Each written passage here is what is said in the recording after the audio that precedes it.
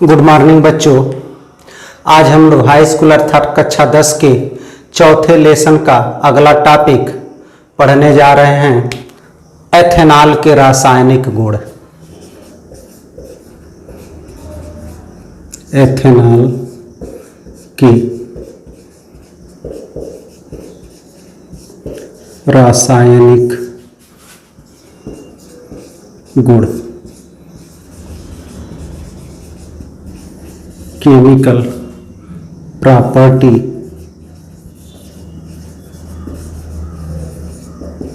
Of ethanol. Chemical property of ethanol. Formula क्या होता है एथेनॉल का बच्चों?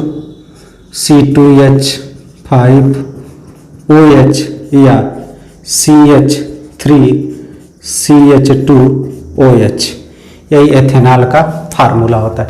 तो एथेनॉल के रासायनिक गुण बच्चों हम लोग पढ़ने जा रहे हैं। सबसे पहले हम लोग एथेनॉल पर वायु की क्रिया कराएंगे।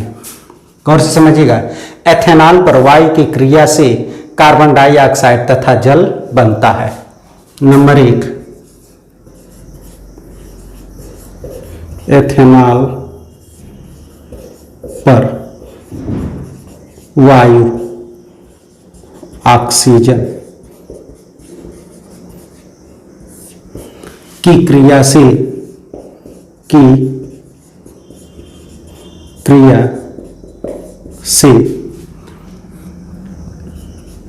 H2O तथा CO2 बनता है। क्या बनता है बच्चों?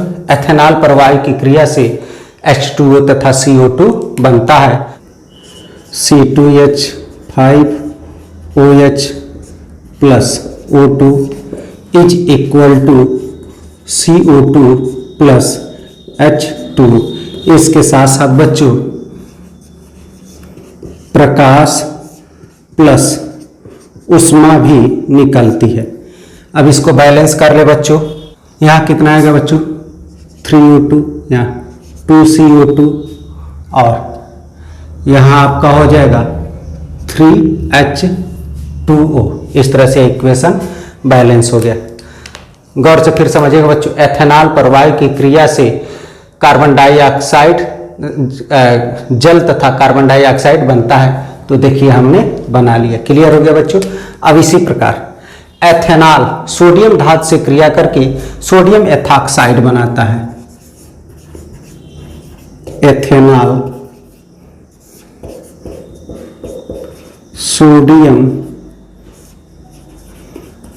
धातु से क्रिया करके सोडियम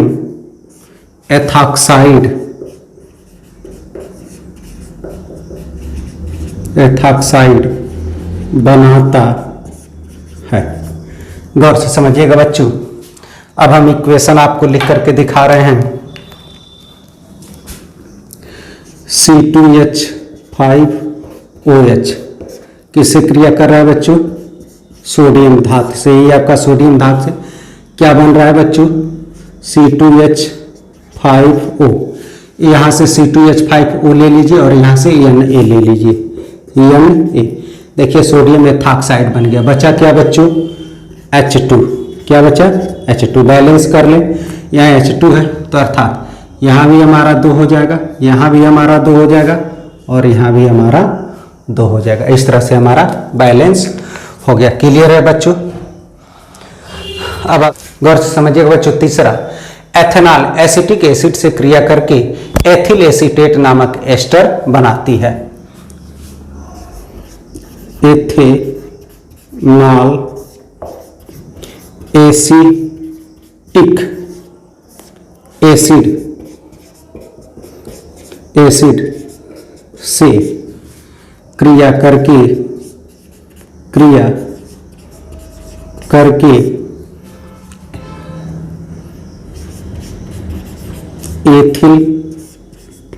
एथिल एसीटेट नामक एस्टर बनाती है। क्या बनाती है बच्चों? एथिल एसीटेट नामक एस्टर बनाती है। इसी को एस्टरीकरण भी कहते हैं। जैसे समझिएगा C2H5OH, यही आपका एथिल एल्कोहल का फार्मूला है।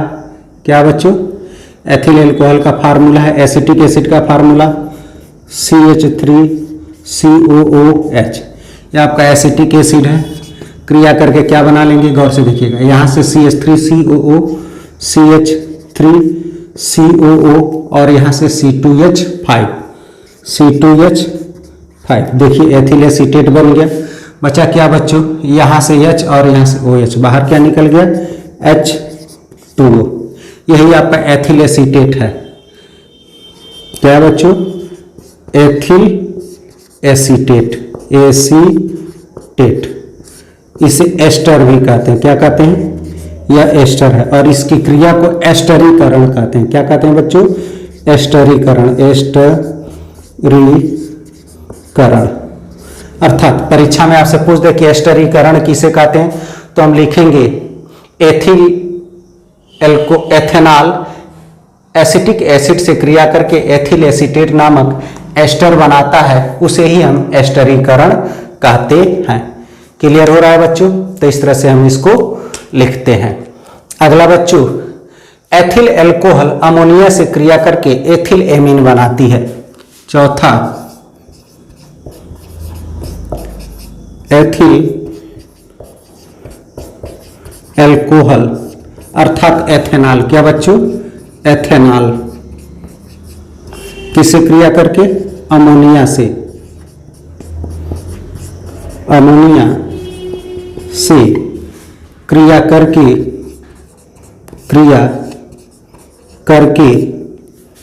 एथिल एमीन बनाती है।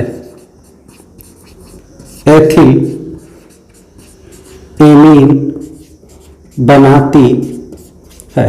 देखिए बच्चों कैसे एथिल एमीन बनाती है, गौर से देखिएगा आप लोग।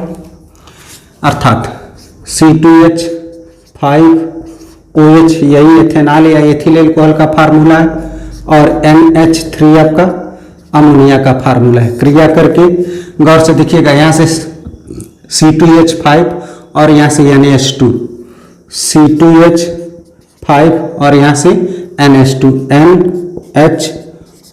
निकल गया। अब यहाँ आपका एक H बचा और यहाँ OH बचा, बाहर क्या निकल गया बच्चों? H2। यही आपका एथिल एमीन बनाती है। क्लियर हो रहा है बच्चों? आगे बढ़े।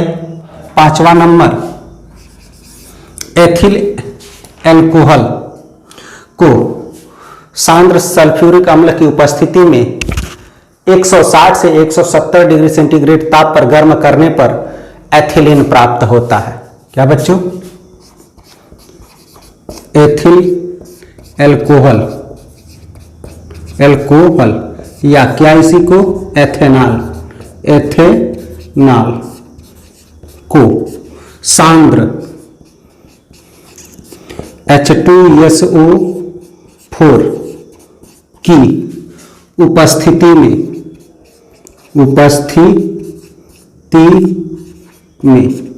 160 से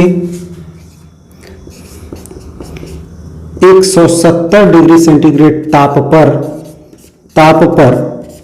गर्म करने पर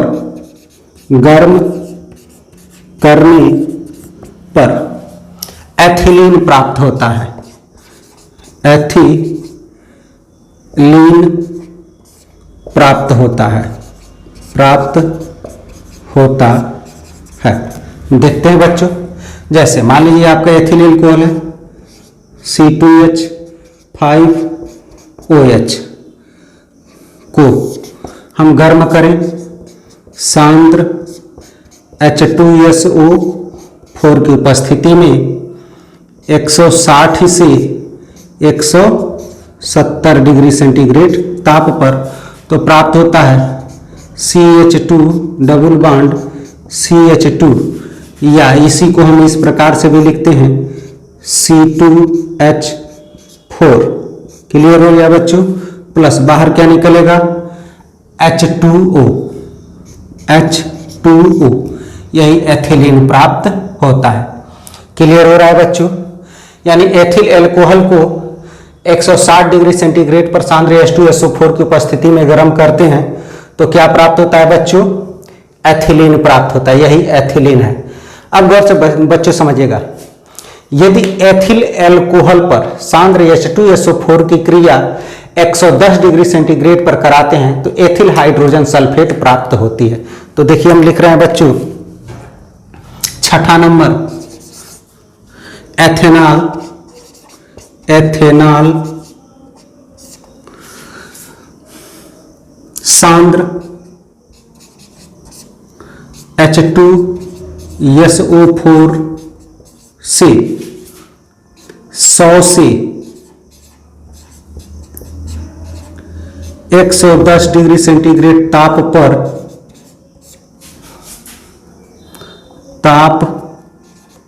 पर क्रिया करके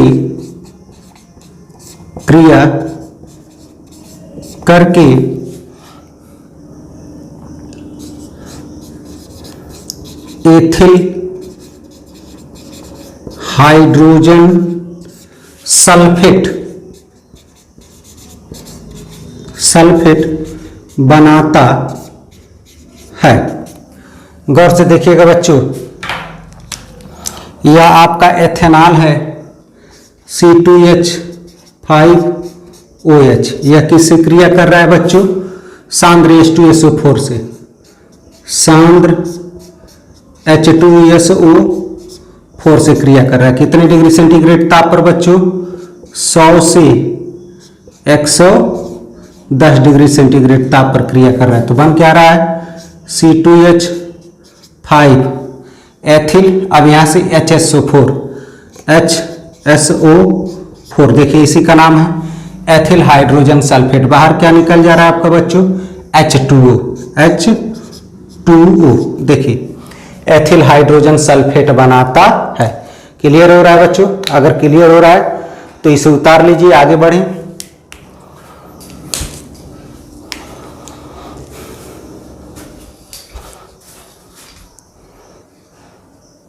अब बच्चों अगला समझिएगा, छठा नंबर, एथिल एल्कोहल को 140 डिग्री सेंटीग्रेड पर क्रिया कराने पर ईथर प्राप्त होता है। क्या प्राप्त होता है? ईथर प्राप्त होता है। एथिल एल्कोहल, एथिल एल्कोहल का मतलब क्या बच्चों? एथेनॉल, एथेनॉल पर सांद्र H2SO4 की क्रिया 140 डिग्री सेंटीग्रेड ताप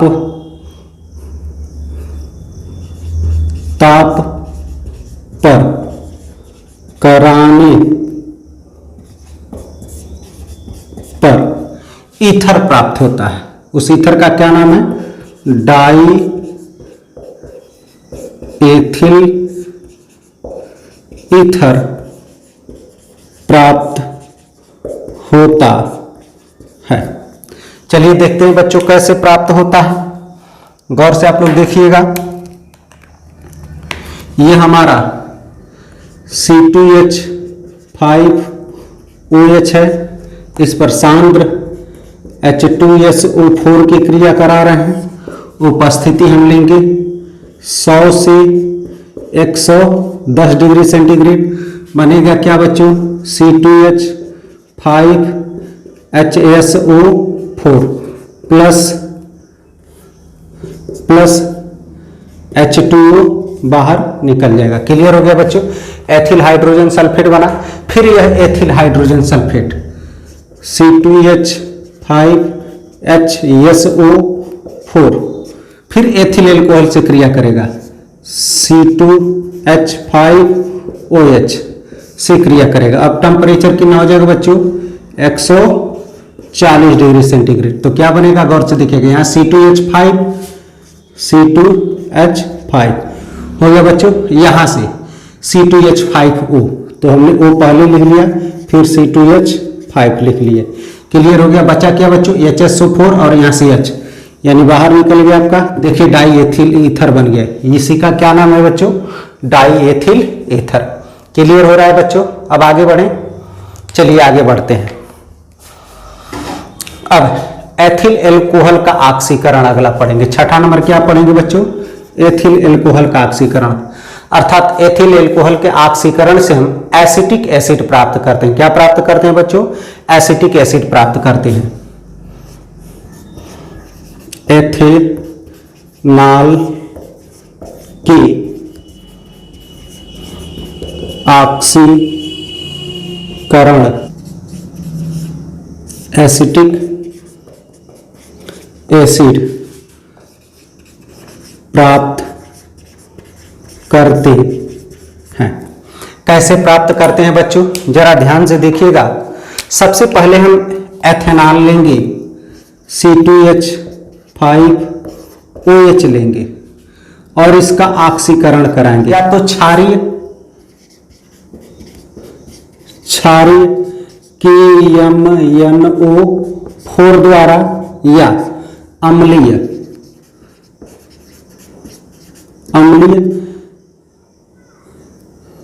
K2Cr2O7 द्वारा। इन दोनों में से कोई एक लिख सकते हैं बच्चों, या तो क्षारीय KMNO4 ले या अम्लीय K2Cr2O7 ले, द्वारा कराएंगे तो हमको मिलेगा क्या बच्चों? CH3CHO प्लस बाहर निकल जाएगा H2O। इसका नाम एसेटल्डिहाइड होता है। क्या होता है बच्चों? एसेटल्डिहाइड। क्या बनेगा बच्चों? एसेटल्डिहाइड बनेगा। क्लियर हो गया बच्चों? अब इस एसेटल्डिहाइड को फिर लेंगे, CH3CHO पक्का। फिर हम ऑक्सीकरण कराएंगे। ऑक्सीकरण कराएंगे तो हमारी उपस्थिति यही रहेगी बच्चों, क्षारीय KMNO4 या अम्लीय K2Cr2O7। तो क्या बन जाएगा बच्चों? CH3COOH बन जाएगा प्लस H2O आपका बाहर निकल जाएगा। क्लियर हो गया बच्चों? तो देखिए यही आपकी क्या कहलाती है? ऑक्सीकरण विधि, अर्थात एथेनॉल का ऑक्सीकरण। देखिए एसिटिक एसिड बन करके तैयार हो गया। क्लियर हो रहा है बच्चों? आप लोग को समझ में आ रहा है? आगे बढ़ें। अब बच्चों एथेनॉल का हाइलोफार्म अभिक्रिया पढ़ लें। क्या पढ़ लें? एथेनॉल का हाइलोफार्म, 7वां नंबर। एथेनॉल का हाइलोफार्म अभिक्रिया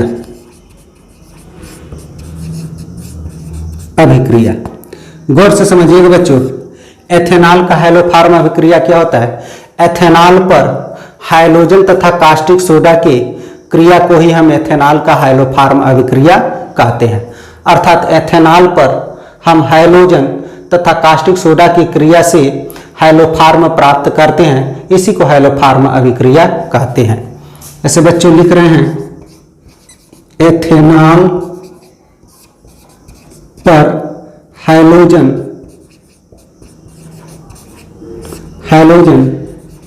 तथा कास्टिक सोडा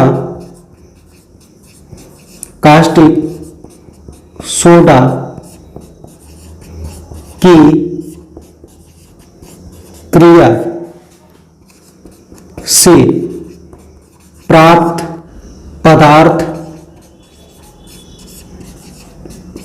को हाइलोफार्म कहते हैं। उदाहरण के तौर पे बच्चों C2H5OH अर्थात एथेनॉल ले रहे हैं। फिर बच्चों क्या ले रहे हैं? चलिए क्लोरीन ले, 4Cl2 प्लस 6NaOH हमने ले लिया और इसकी क्रिया करा रहे हैं तो बन रहा है CHCl3 बन रहा है बच्चों। उसके बाद से बनेगा आपका NaCl plus HCOO Na plus H2O बन रहा है बच्चों। क्लियर हो गया? अब इसको बैलेंस कर लें, 5NaCl 5H2O। क्लियर हो गया बच्चों। यही आपका क्लोरोफार्म है। क्या बच्चों? Chloroform, chloroform. और इसी अभिक्रिया को हम क्या कह देते हैं? हैलोफार्म अभिक्रिया। क्लियर हो गया बच्चों। अर्थात एथिल एल्कोहल पर क्लोरीन और कास्टिक सोडा की क्रिया से क्लोरोफार्म प्राप्त होता है। इसी क्लोरोफार्म को हम हैलोफार्म अभिक्रिया कहते हैं। गौर से समझिएगा बच्चों, एथेनॉल का अनुप्रयोग हम लोग पढ़ने जा रहे हैं। एथेनॉल का उपयोग क्या होता है? एथेनॉल का पहला उपयोग शराब के रूप में होता है, दूसरा इसका उपयोग दवा बनाने के रूप में होता है, तीसरा उपयोग प्रयोगशाला में अभिकर्मक के रूप में होता है, चौथा उपयोग पावर एल्कोहल के रूप में होता है, पांचवा उपयोग कफ सिरप या टॉनिक बनाने के रूप में होता है, छठा स्पिरिट के रूप में भी होता है। किस रूप में होता है बच्चों? स्पिरिट के रूप में। किस रूप में बच्चों? स्पिरिट के रूप में भी होता है। समझ में आ गया कि नहीं आ गया? क्लियर हो गया बच्चों। तो इतने प्रकार से इसका उपयोग होता है। अब चलिए आगे हम लोग जानते हैं। अब गौर से सुनिएगा बच्चों, 100% शुद्ध एल्कोहल को परिशुद्ध एल्कोहल कहते हैं। क्या कहते हैं बच्चों? गौर से समझिएगा। 100% शुद्ध एल्कोहल को परिशुद्ध एब्सोल्यूट EBSOLUT एब्सोल्यूट एल्कोहल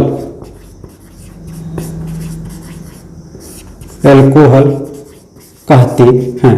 फिर गौर से समझिएगा बच्चों, 100% शुद्ध एल्कोहल को परिशुद्ध एल्कोहल कहते हैं। क्लियर हो गया बच्चों? समझ में आ रहा है। और 95% शुद्ध एल्कोहल को परिशोधित एल्कोहल कहते हैं। क्या बच्चों? 95% शुद्ध एल्कोहल को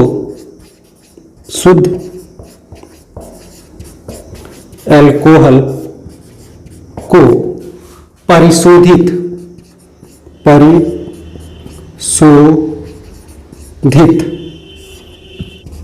स्पिरिट रेक्टिफाइड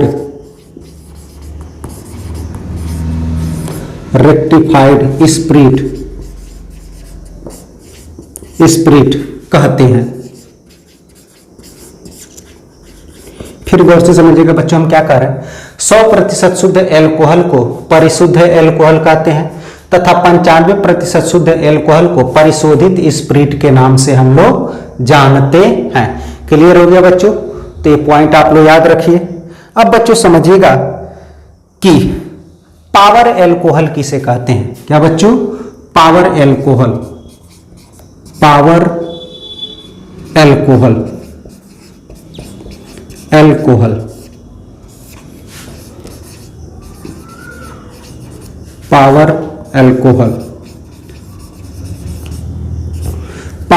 गौर से समझिएगा बच्चों, ऐसा एल्कोहल जिसमें 80% पेट्रोल, क्या बच्चों? 80% पेट्रोल तथा 20% एथेनॉल मिला होता है, उसे ही हम पावर एल्कोहल कहते हैं। तो यहां लिख दे रहे हैं बच्चों, ऐसा एल्कोहल जिसमें 80% पेट्रोल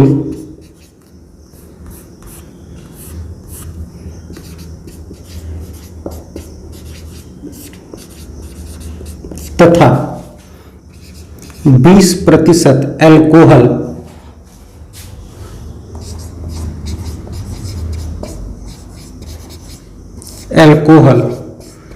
मिला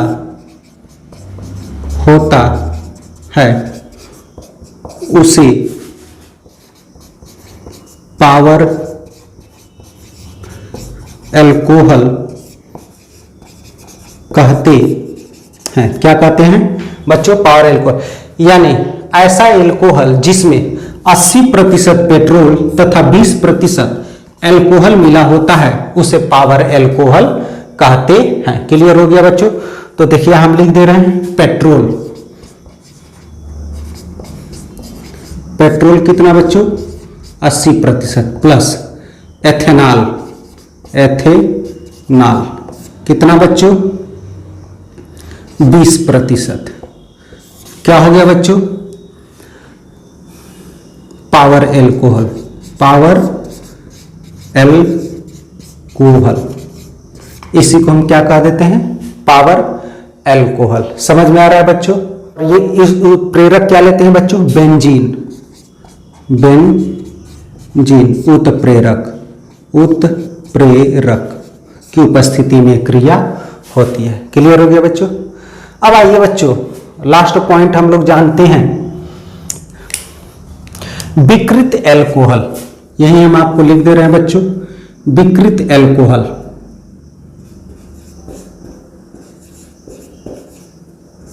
विकृत एल्कोहल क्या बच्चों विकृत एल्कोहल या मेथिलीकृत एल्कोहल या मेथिलीकृत एल्कोहल।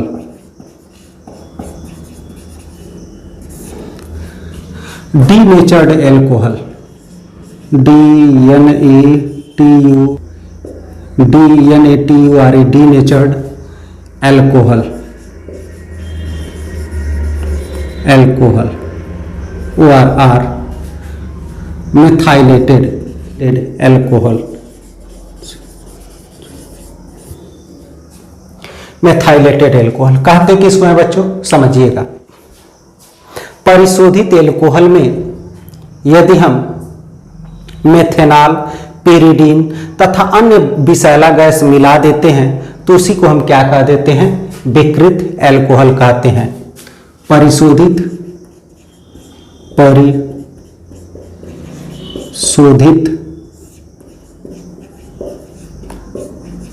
एल्कोहल में मेथेनॉल,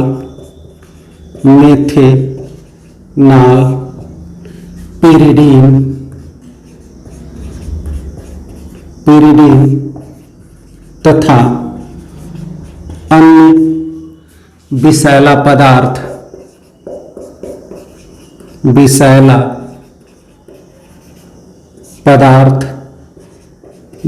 डाल देते हैं तो उसे विकृत एल्कोहल